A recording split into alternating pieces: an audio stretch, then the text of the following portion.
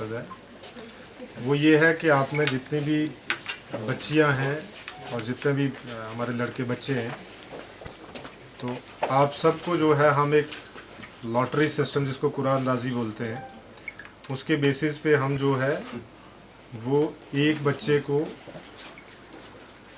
20 minute या 30 minute के लिए उसको एज अ डीसी की चेयर पे बैठना है और जो भी एप्लीकेंट्स और जो भी फाइल्स होंगी उसको वो समझना है और उस पर डिसीजन लेना है। ठीक है, तो जो भी आपका डिसीजन होगा वो एज इट इज़ इम्प्लीमेंट किया जाएगा। ठीक है, पहला एप्लीकेंट आएगा वो उस पर्ची को पिक करेगा। ठीक है ना, सो डिस्क्रिमिनेशन नहीं होगी भाई डीसी साहब ने इसको बना दिया उसको नहीं बनाया। सो वो जब पिक करेगा तो उसके बाद जिसका नाम आएगा वो इस चेयर पे बैठेगा एंड वो पूरा फुल फ्लैग डीसी। ठीक है ना, ये बहुत लोगों को समझ नहीं आता कि यहाँ पे लोग कंजर्वेटिव हैं, यहाँ पे थोड़ा सा रिलीजियस लोग ज़्यादा हैं। ये सब कुछ होने के बावजूद भी वुमेन की एम्पावरमेंट और प्रायोरिटी हमेशा हायर साइड में रहती है। ठीक है ना, स्टिल पेरेंट्स जो हैं वो बच्ची को प्रेफर करते हैं। मैंने तो ऐसा ही सुना है, देखा है, बाकी तो आप बता सकते हैं। आप बताओ बेटा।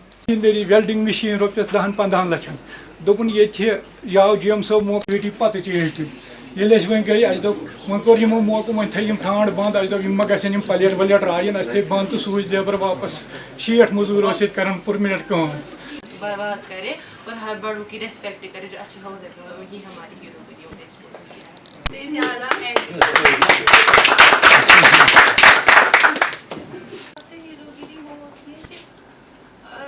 हमें अपने सोसाइटी में रेस्पेक्ट मिलना चाहिए, चाहे वो किसी भी लिहाज से हो।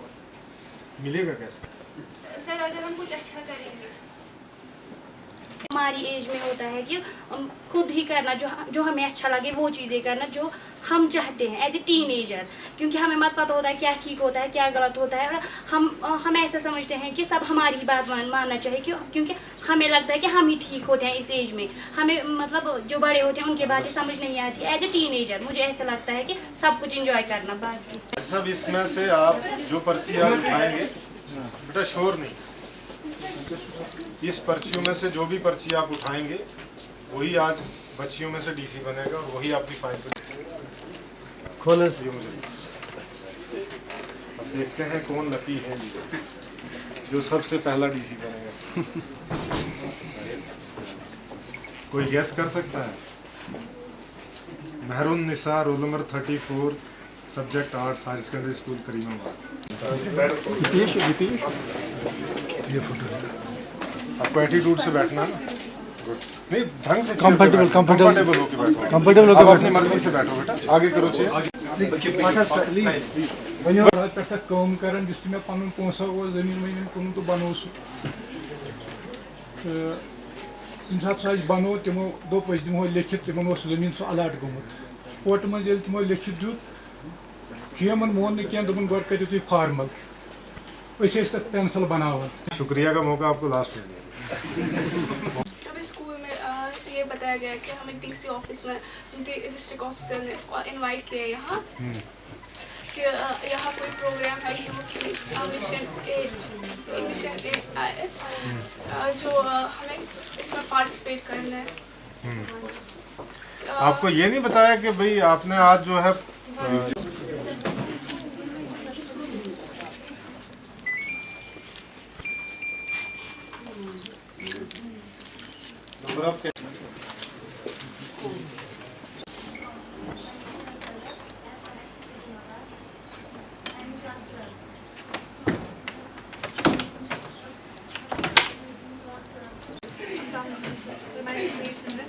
I'm from HSS Higher Secondary Class 4. My name is Nisha Jahan. I'm from HSS Higher Secondary Karimabad. आपस में बात नहीं करनी। क्लास क्लास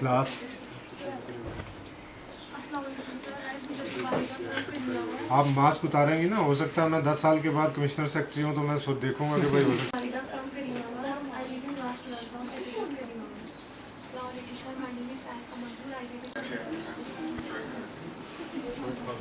अस्सलाम वालेकुम sir. My name is Mohsin Shabazz, currently a PCB student at HSS Karimabad. Assalamualaikum sir, my name is Umair Ramdas. बस DC के चले तो कहाँ से आपकी फर्स्ट हायर सेकेंडरी है पूरे पुलवामा में? एक कुर्सी और लगा दो। कहीं बाजार जाते हैं या किसी जगह जाते हैं, पिकनिक जाते हैं, तो पता करते हैं ना पहले कहाँ जा रहे हैं, क्या होगा वहाँ पे। तो आपने से क्या पता किया किसी ने? ऑफ द सोसाइटी, कल इस चेयर पे आप भी हो सकते हैं। पहला कि हमने पूरे पुलवामा में करीमाबाद को क्यों चुना। एडमिनिस्ट्रेशन जो है वो पुलवामा के लोगों का एक हिस्सा है, जिस हिस्से को हम कभी भी अलग नहीं कर सकते। अगर पुलवामा की आवाम है तो एडमिनिस्ट्रेशन है, अगर पुलवामा की आवाम नहीं है तो एडमिनिस्ट्रेशन नहीं है। इसी तरीके से पुलवामा का जो करीमाबाद का इलाका है वो किसी भी वजह से जो है वो काफ़ी, चाहे वो डेवलपमेंट के हिसाब से ले लो, चाहे एजुकेशन के हिसाब से ले लो, चाहे यूथ की एम्पावरमेंट के हिसाब से ले लो, चाहे यूथ के विज़न की बात ले लो, या यूथ के लिए फ्यूचर में क्या हो सकता है, उसकी अगर हम बात करते हैं तो वहाँ पे कहीं ना कहीं एडमिनिस्ट्रेशन के बीच में और लोगों के बीच में कहीं ना कहीं जो एक लिंक होता है वो लिंक मिसिंग था। लेकिन उसको पिछले 1-1.5 साल के अंदर बहुत ज़्यादा हमने रिवाइव करने की कोशिश की, और उसको रिवाइव करने के 2-3 तरीके थे। पहला तरीका तो ये था कि किस तरीके से हमें लोगों को ये बताना है कि सही क्या है और गलत क्या है, और ये सिर्फ बताना ही नहीं है, इसका दूसरा स्टेज जो आता है वो ये आता है कि हमें वो सही और गलत करके दिखाना है कि क्या चीज़ें सही हैं और क्या चीज़ें गलत हैं। जब ये चीज़ें हम करते हैं तो किसी भी एडमिनिस्ट्रेटर के ऊपर या डिस्ट्रिक्ट एडमिनिस्ट्रेशन के ऊपर एक ज़ाती जिम्मेदारी ये हो जाती है कि पब्लिक के बीच में और ऑफिस के बीच में किस तरीके से उस लिंक को बहुत ही हेल्दी वे में एस्टेब्लिश किया जाए या रिजुवनेट किया जाए, या उसको दोबारा से लिंक को बहाल किया जाए, सो दैट के जो लोगों का बुनियादी हक है, लोगों को क्या काम होना चाहिए, लोगों को कौन सी डेवलपमेंट होनी चाहिए, ये उनका बुनियादी हक है। ये हक उनको कहीं खैरात में या विरासत में नहीं मिला, ये हक उनको हिंदुस्तान का शहरी होने की बायसियत मिला है। तो ये हक मेरा उन तक पहुंचाना और उनको ये रियलाइज़ करवाना, उनको ये तसव्वुर में लाना कि ये आपका हक है जो आपको लेना है। तो इसी हक की चलते हुए हमने एक जो पुलवामा यूथ मिशन IAS के नाम से जो हमने ये एक आगाज़ स्टार्ट किया है, कैसे आज पहली कड़ी थी, इसमें और कड़ियाँ भी बहुत सारी स्टार्ट होंगी, दूसरी हायर सेकेंडरीज़ या दूसरे प्राइमरी स्कूल, इन स्कूलों के बारे में भी जो है वो प्लान करके उनको भी इसी तरीके से किया जाएगा। जैसे आज मेरे ऑफिस में, कल SP ऑफिस में होगा, नेक्स्ट पुलवामा SP ऑफिस में होगा, या अवंतीपुरा पुलवामा SP ऑफिस में होगा। तो इसका करने का मकसद ही यही है कि यूथ को किस तरीके से यहाँ पे अवेयर करना है और यूथ को किस तरीके से एंगेज करना है, ताकि इनमें से भी कोई कल के टाइम में, इंशाल्लाह आने वाले टाइम में, इनमें से भी कोई इस कुर्सी पे बैठ सकता है। और उनको एक विज़न जो है वो देना इसलिए ज़रूरी है, जैसे हम किसी भी कोई काम करते हैं तो उस काम का एक खाका तैयार करते हैं कि इस खाके के मुताबिक हम इस काम को कैसे पाए तकमील तक पहुंचाएंगे। तो इसी सिलसिले में इन बच्चों को जो ये एक विज़न बताना है कि इस कुर्सी के मालिक कोई भी विरासत में इस कुर्सी को नहीं लाया है, कोई भी अमीर है या गरीब है इस तरीके से इस कुर्सी को नहीं लाया है, बल्कि इस कुर्सी का मालिक वही है जो मेहनत करेगा, जो मेहनत करने के बाद अपने इरादों को जो है वो एक पाया तकमील तक पहुँचाएगा और अमली जामा पहनाएगा।